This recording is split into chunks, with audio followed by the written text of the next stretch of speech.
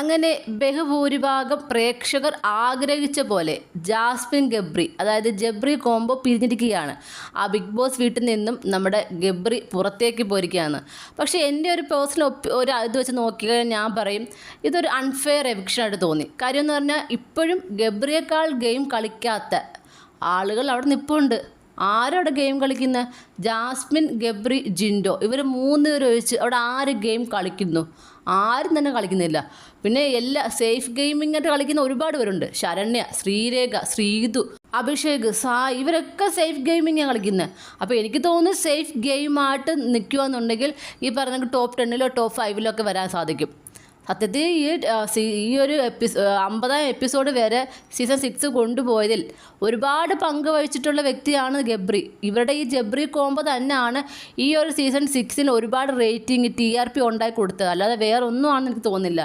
ഈ Jasmine Gabri combo തന്നെയാണ് ഒരുപാട് TRP അവിടെ ഉണ്ടാക്കി കൊടുത്തത്. അപ്പം ഇതിപ്പോൾ പെട്ടെന്ന് അങ്ങ് പിരിച്ച് കളയാമെന്ന് വെച്ചാൽ അല്ലെങ്കിൽ എനിക്കത് ഒട്ടും ശരിയായിട്ട് തോന്നിയില്ല. കാര്യം ഗെയിം കളിക്കാത്ത എന്തിന് അൻസിബ് പോലും അവിടെ വീട്ടിൽ പോകണം എന്ന് പറഞ്ഞിരിക്കുന്ന ആളാണ്. അപ്പോൾ അത് വെച്ച് നോക്കുമ്പോൾ ഗബ്രിയേക്കാളും അവിടെ ഒന്നും ഒന്നും ചെയ്യുന്ന ഒരാളല്ല. അപ്പം എനിക്കിത് ഒരു അൺഫെയർ ആയിട്ട് തോന്നി. കുറച്ചും കൂടെ ഒരു സ്പേസ് കൊടുക്കാമായിരുന്നു എന്നെനിക്ക് തോന്നി. പിന്നെ പ്രേക്ഷകർ വോട്ടാണല്ലോ. പിന്നെ എനിക്ക് തോന്നുന്നു ഇപ്പോൾ രതീഷൊക്കെ വന്ന പോലെ ഒരു റീ എൻട്രി കൊടുത്താൽ അടിപൊളിയായിരിക്കും. ഞാൻ പ്രതീക്ഷിച്ചു കാര്യം സീക്രട്ട് റൂമിലായിരിക്കുമെന്ന്. കാര്യം സാധാരണ ഒരാൾ എവിക്റ്റ് ആയാൽ മെയിൻ ഡോർ വഴി എല്ലായിടത്തും ടാറ്റയൊക്കെ പറഞ്ഞാൽ വരുന്നത്. ഗബ്രിക്ക് ആ ഒരു അവസരം പോലും കിട്ടിയില്ല. എന്താണ് എനിക്ക് മനസ്സിലായത്? എനിക്ക് തോന്നുന്നു ഇതിനിടയ്ക്ക് നമ്മുടെ ജിൻഡോയും ഗബ്രിയും കൂടെ വന്നത് കൊണ്ടാണോ മെയിൻ ഡോർ കൂടെ വന്നിട്ട് പിന്നെ ഒരു ആക്ടിവിറ്റി അതിൽ കൂടെ കയറ്റിയല്ലോ, അതുകൊണ്ടാണോ എനിക്കറിയില്ല.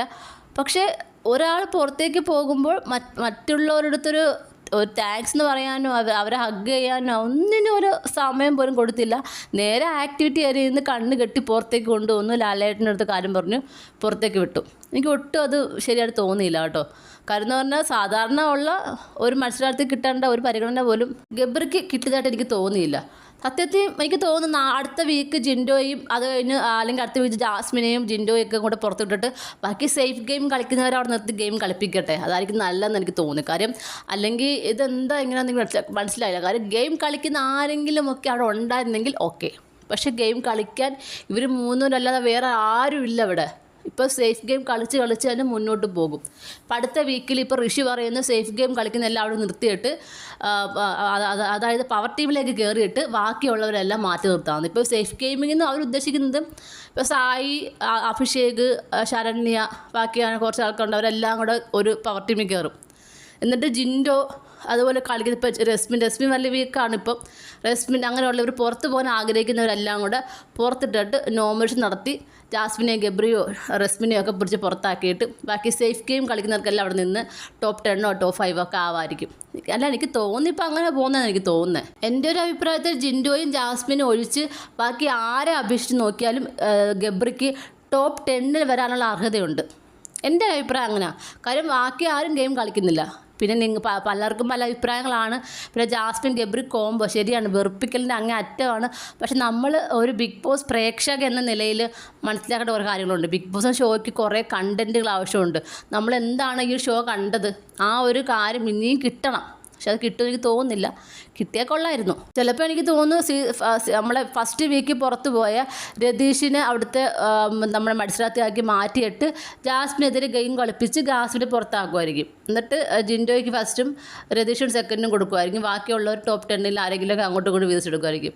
അല്ല ഗെയിം പോകുന്ന പോക്കണ്ട് തോന്നിപ്പോയ കാര്യം ഗെയിം ഇത്രയും കളിക്കുന്ന ഒരാൾ പുറത്ത് പോയപ്പോൾ ഒരുപാട് വിഷമം തോന്നുന്നു. ഗെയിം കളിക്കാത്ത ആളിനവിടെ നിൽക്കുന്നതുകൊണ്ടാണ്.